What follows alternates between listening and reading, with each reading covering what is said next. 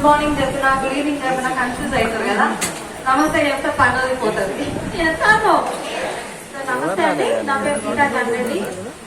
చాలా ఎక్సైట్మెంట్ ఉంది నిజంగా. హాల్ అయితే ఒక్కసారి మీకు మీరు బిగ్ రౌండ్ ఆఫ్ అప్లాస్ ఇవ్వండి.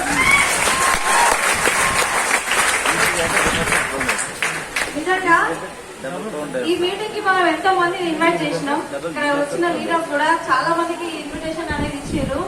కానీ చాలా మంది ఏంటంటే బిజీ లైఫ్, సండే చాలా. నేను ఒక పర్సన్ కి ఇన్వైట్ చేసిన అనమాట. ఇక్కడ తను ఎంప్లాయ్ అనమాట. సో ఆ సార్ నాకు చెప్పిన మాట ఏంటంటే, వారంలో మాకు ఒక రోజు దొరుకుతుంది మేడం, ఈ రోజు కూడా వచ్చి మీటింగ్ లో కూర్చోమంటారు ఇది మీరు అని అన్నారు. సో ఇక్కడ చూడండి, బిజీ లైఫ్ కి అలవాటు పడిపోయి ఉన్నారు. ఈ ఒక్క రోజు రెస్ట్ తీసుకుందామన్న ఆలోచనలో ఉన్నారు తప్ప ఆ జైలు నుంచి బయటకు రావాలన్న ఆలోచన చాలా తక్కువ మంది చేస్తారు. ఎస్ఆర్నో అంతేనా? జైలేనా?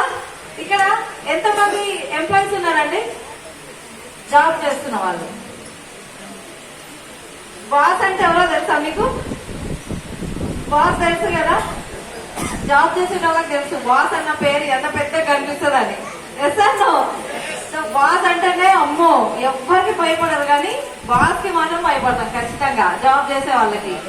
ఇక్కడ నిజంగా నా పేరు గీతా చంద్రెడ్డి. నేను ఈ అవకాశం తీసుకొని నియర్లీ 5 years అవుతుంది.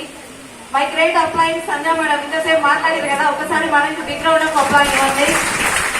సో మేడమే నన్ను ఈ బిజినెస్ లో తీసుకొచ్చారు అనమాట.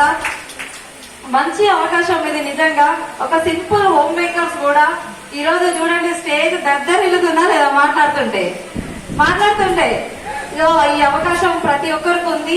ఇక్కడ మేము చేసింది ఏమీ లేదు, జస్ట్ ప్రోడక్ట్ వాడుకుంటున్నాం, షేర్ చేస్తున్నాం, జనాలకి పంచుతున్నాం. మా జేబులో నుంచి రూపాయి కూడా ఇస్తలేము. ఓకేనా? ప్రోడక్ట్ బాగుంది, మీరు కూడా వాడుకోండి అని చెప్తున్నాం. వాళ్ళు వాడుకుంటున్నారు. మాలాగా మాతో పాటు జర్నీ చేసిన వాళ్ళు కార్లలో తిరుగుతున్నారు. ఓన్లీ ప్రోడక్టే వాడుకొని ఉంటాము అంటే వాళ్ళ హెల్త్ కాపాడుకుంటున్నారు చాలా మంది. సో మంచి అవకాశం ఇక్కడ. నలుగురికి హెల్ప్ చేస్తూ మనం ఎదుగుతాం ఇక్కడ. ఎస్ఆర్నో? నలుగురికి హెల్ప్ చేస్తూ. ఒక చిన్న సామెత మీ అందరికి తెలుసు అనుకుంటా ఇది, బండ్లు ఓడలు అవుతాయి, ఓడలు బండ్లు అవుతాయి. దాని అర్థం ఎంతమంది తెలుసు ఇక్కడ? ఒక్కరు చెప్పండి దాని అర్థం. బండ్లు ఓడలు అవుతాయి, ఓడలు బండ్లు అవుతాయి.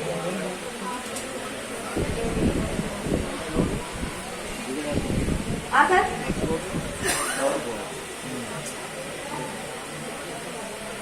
ఓకే సార్, నేను కూడా అట్లనే అనుకున్నా సార్, కానీ ఆ అర్థం వేరంట. నాకు విన్నదే తెలిసింది. కారు క్లీనర్ కారు ఓనర్ కూడా అవుతాడు అని అనుకున్నాము. ఆగండి, అప్పుడే ఏమర్థమైంది మీకు? అది కాదు అర్థము. సో బండ్లు ఓడలు అవుతాయి, ఓడలు బండ్లు అవుతాయి అంటే, ఇప్పుడు ఎగ్జాంపుల్ ఒక నావ ఉంది, పడవ. ఆ పడవ ఎక్కడ తయారవుతుంది? భూమి మీదనే పెట్టి దాన్ని తయారు చేస్తారు. కానీ ఆ పడవని నీటి దాకా తీసుకుపోవాలంటే దేని మీద తీసుకెళ్తారు? బండి మీద తీసుకెళ్తారా? సో ఆ వెళ్లే ప్రాసెస్ లో మధ్యలో ఏదైనా కాలువ గాని ఏదైనా నది గాని వచ్చింది అనుకోండి, ఆ పడవని ఏడబెడతారు, ఆ బండిని ఏడబెడతారు, పడవ మీద పెట్టి మళ్ళీ తీసుకుపోతారా? తీసుకెళ్తారా లేదా?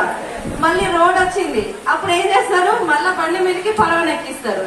అంటే ప్రయాణంలో ఒకరికొకరు పరస్పరంగా ఖచ్చితంగా ఒకరికొకరు ఖచ్చితంగా హెల్ప్ చేసుకోవాలి.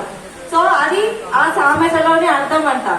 సో ఇక్కడ కూడా ఈ బిజినెస్ లో మీ అప్లైన్ ఎవరైతే ఉన్నారో, మిమ్మల్ని తీసుకొచ్చిన పర్సన్ ఎవరైతే ఉన్నారో, ఆ పర్సన్ ఈ బిజినెస్ లో మిమ్మల్ని సక్సెస్ చేయడానికి ప్రతి క్షణం కృషి చేస్తారు. సో అందుకే మనం ఇక్కడ ఏంటంటే వాళ్ళకి సబ్మిట్ అవ్వాలి, వాళ్ళని అప్లైన్స్ అంటారు అనమాట. ఇక్కడ బయట చాలా మంది చెప్తూ ఉంటారు. పొద్దున నేను ఒక బుక్ చదివినా, అక్కడ ఏమని ఉందంటే, ఒక 10 members కి మనం ప్లాన్ చెప్తే 7 members అవునా అని అంటారంట.